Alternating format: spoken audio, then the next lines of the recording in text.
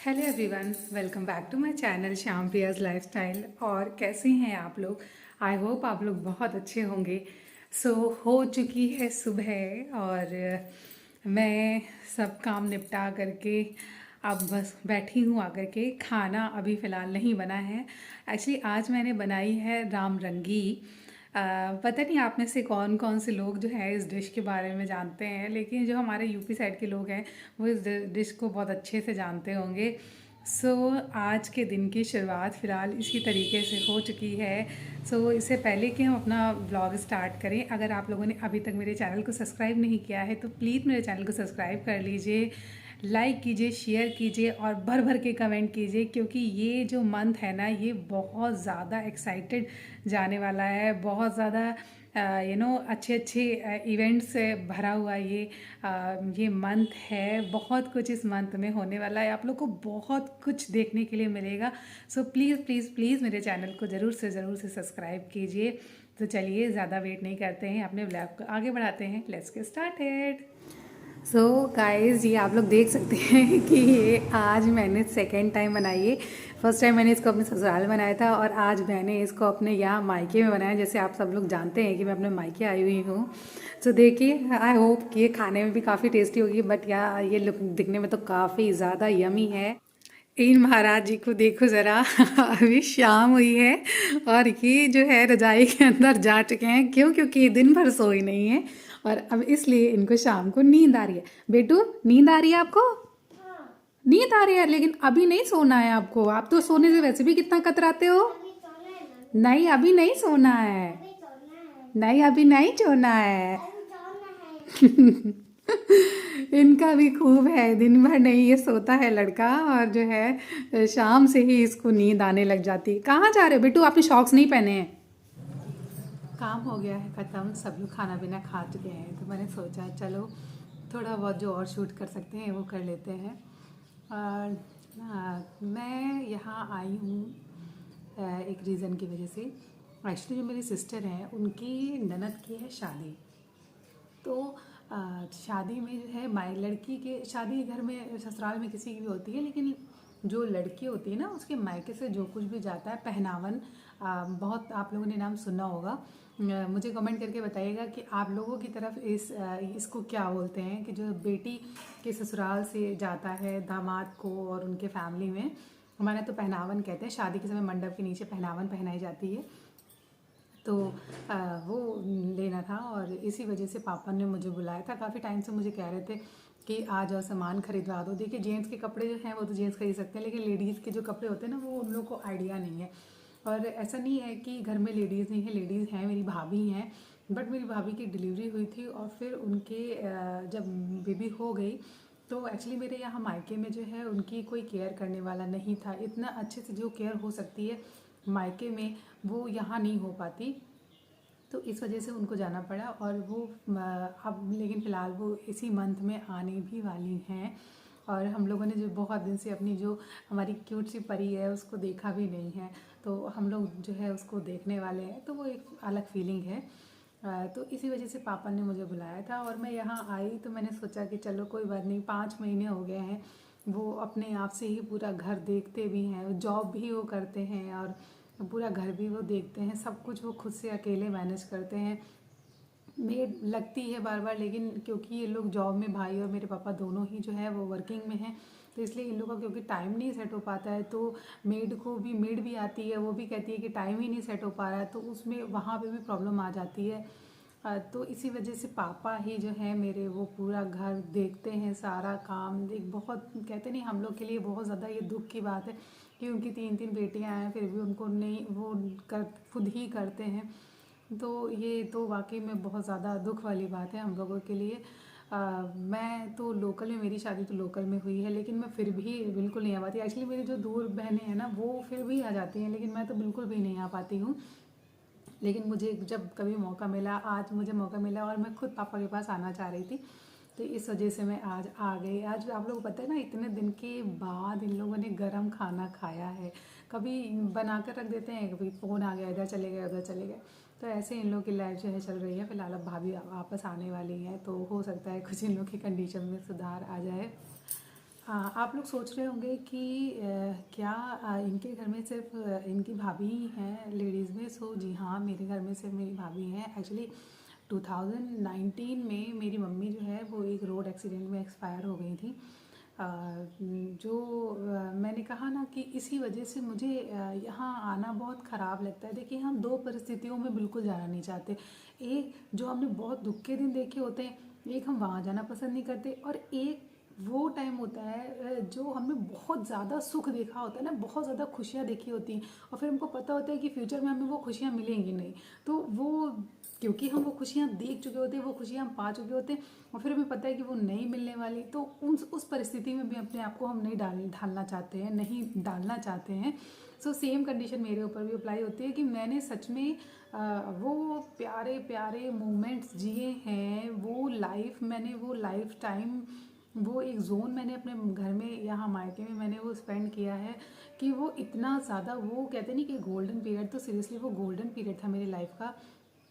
और इसी वजह से मैं यहाँ आने से मुझे डर लगता है, मुझे डर लगता है कि कहीं वो जो पुरानी यादें हैं वो मेरे ऊपर हावी ना हो जाए। और मैं सच बताऊँ, मैं जब भी यहाँ से आकर के अपने घर वापस आती हूँ तो मैं इतना सोच में पड़ जाती हूँ, मैं इतना सोच में पड़ जाती हूँ कि सब बोलते तुम बहुत ओवर थिंकर हो। ओवर थिंकर कोई नहीं होता, लेकिन जब कहते हैं ना कि ज़िंदगी में आपका जो सपोर्ट सिस्टम चला जाता है तो वो दुख ना बहुत बड़ा होता है। वो सपोर्ट सिस्टम, देखिए माँ जो है, माँ कुछ अलग ही है। पूरी दुनिया, पूरे रिश्ते सब एक तरफ है, लेकिन जो माँ होती है ना वो एक तरफ होती है।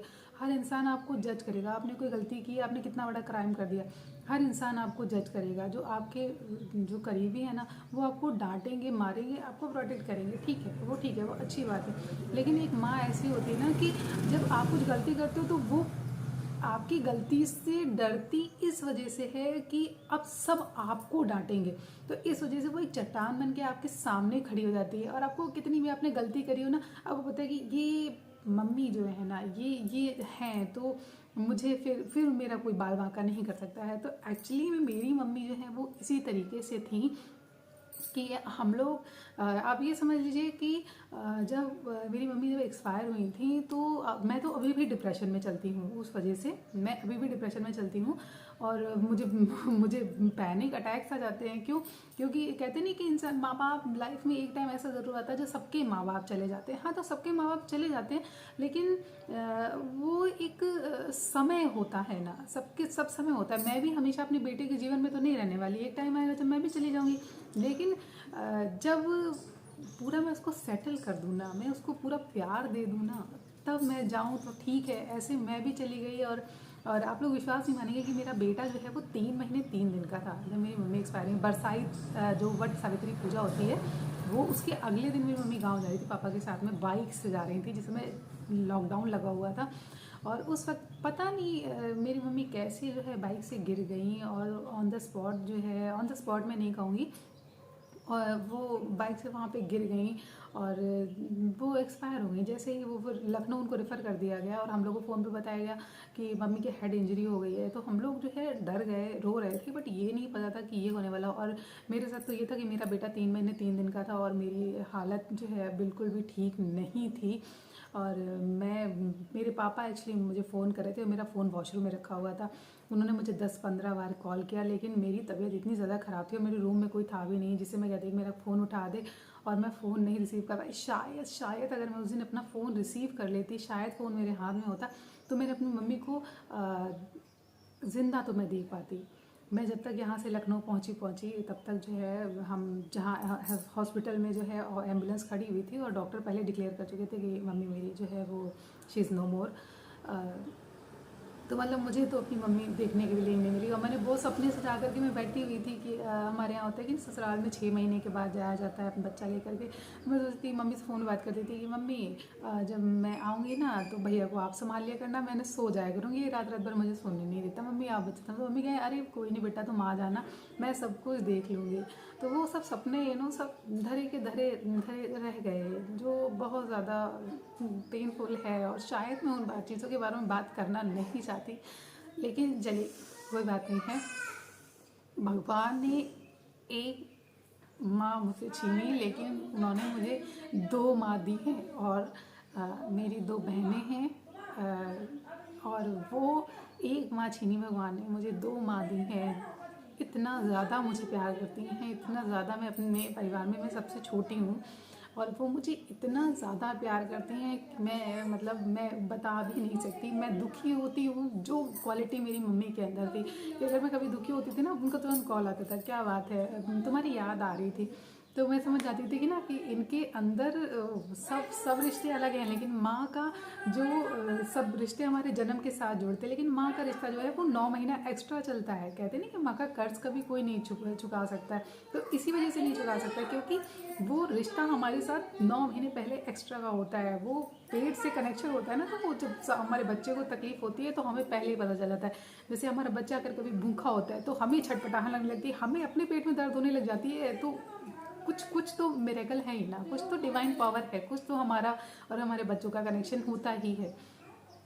तो फिलहाल भगवान ने मुझे 2 इतनी अच्छी बहनें दी हैं, इतनी ज़्यादा अच्छी बहनें दी हैं कि मम्मी मेरी नहीं है, फिर भी मम्मी की कमी तो नहीं कोई पूरी कर सकता है, लेकिन जो मेरी बड़ी दीदी और मेरी जो छोटी दीदी हैं वो मुझसे इतना ज़्यादा प्यार करती हैं कि अगर मैं परेशान होती हूँ तो मैं फ़ोन कर लेती हूँ। एक्चुअली मैं उनको बताती भी नहीं, उनको बताने का, जैसे कभी भी मम्मी की याद आई या कुछ भी प्रॉब्लम है तो मैं फ़ोन कर लेती हूँ। तो वो कहती हैं क्या बात है, किसी बात से परेशान हो क्या? तो मैं कहती सोचती नहीं दीदी, नहीं परेशान नहीं, बस ऐसी याद आ रही थी, मम्मी की याद आ रही थी या कुछ भी।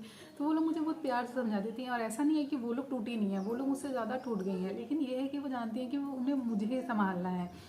तो बस यही है कि क्योंकि मैं आप लोग से कह रही थी ना, मैं अपने पापा के लिए शॉपिंग कराने आई, तो आप लोग मुझसे क्वेश्चन करते कि आपके घर में मम्मी नहीं है, तो मुझे लगा कि शायद मुझे यहाँ आज ये बात जो है शेयर कर देनी चाहिए, और इसी वजह से मैं यहाँ आने से बहुत ज़्यादा कतराती हूँ। फिलहाल मेरे पापा हैं जो बहुत अच्छे हैं। हम लोग अगर कभी परेशान होते हैं तो वो कहते कोई बात नहीं, मम्मी नहीं तो क्या हुआ, मैं तो हूँ, मैं तो हूँ। तो वो जो उनका शब्द है ना, मैं तो हूँ, वो इतनी अंदर से पावर देता है कि जिसकी कोई मतलब मैं बता नहीं सकती। वो पावर ही कुछ अलग होती है। और मेरा भाई है जो जब बच्चा बनना होता है तो बच्चा बन जाता है, और जब उसको लगता है कि हम लोग बच्चे बन जाते हैं तो वो बड़ों की तरह बिहेव करने लग जाता है। एक्चुअली वो भी काफ़ी ज़्यादा पहले उतना मेच्योर था, लेकिन शायद उसने दिखाया नहीं, लेकिन अब वो जानता है कि मुझे ही माँ बनना है, मुझे ही बाप बनना है। तो वो भाई भी मेरा उसी तरीके से रिस्पॉन्ड करता है। मेरी भाभी हैं, वो भी काफ़ी ज़्यादा अच्छी हैं। फिलहाल उनकी शादी को भी बहुत टाइम नहीं हुआ है, लेकिन हाँ जितना हम लोग उनके साथ में रहते हैं, हम सब अपने परिवार में बहुत ज़्यादा बिजी रहते हैं, तो फिलहाल जितना हम लोग जानते हैं उतना भाभी हमारी काफ़ी ज़्यादा अच्छी हैं। मुझे तो स्पेशली बहुत प्यार करती हैं। आने वाली हैं तो मुझसे कह रही थी दीदी आप आ जाना, तो मैंने कहा हाँ मैं बिल्कुल आ जाऊँगी, और शायद अभी थोड़े दिन के बाद वो आने भी वाली हैं, बट मुझे नहीं पता मैं रुक पाऊँगी कि नहीं रुक पाऊँगी। सो ये है मेरे मायके की थोड़ी बहुत जो भी मेरे, एक्चुअली आज ये मेरे मन की बातें थी। मैं बताना नहीं चाह रही थी, लेकिन फिर पता नहीं क्यों मेरा मन हुआ कि मैं बता दूँ। शायद मेरे ये ब्लॉग के ज़रिए ना मैं जिन लोगों से बहुत प्यार करती हूँ, जैसे कि मेरी दीदी हैं, मेरे पापा हैं, मेरा भाई है, मेरी भाभी हैं, उनके पास ये मैसेज पहुंच जाएगा कि सच में मैं उनसे कितना प्यार करती हूँ। एक्चुअली अगर आप लाइफ में किसी से प्यार करते हो ना, तो आपको उनको बता देना चाहिए। आपको टाइम टू टाइम उनसे बताना चाहिए कि हम आपसे बहुत प्यार करते हैं, क्योंकि अगर वो टाइम निकल जाता है ना, जब आप नहीं बोल पाते, हम सोचते हैं ना चलो ये कोई कहने की बात है कि मैं तुमसे प्यार करती हूँ, ये कोई कहने की बात है कि मम्मी मैं आपसे प्यार करती हूँ, पापा आपसे प्यार करते हैं।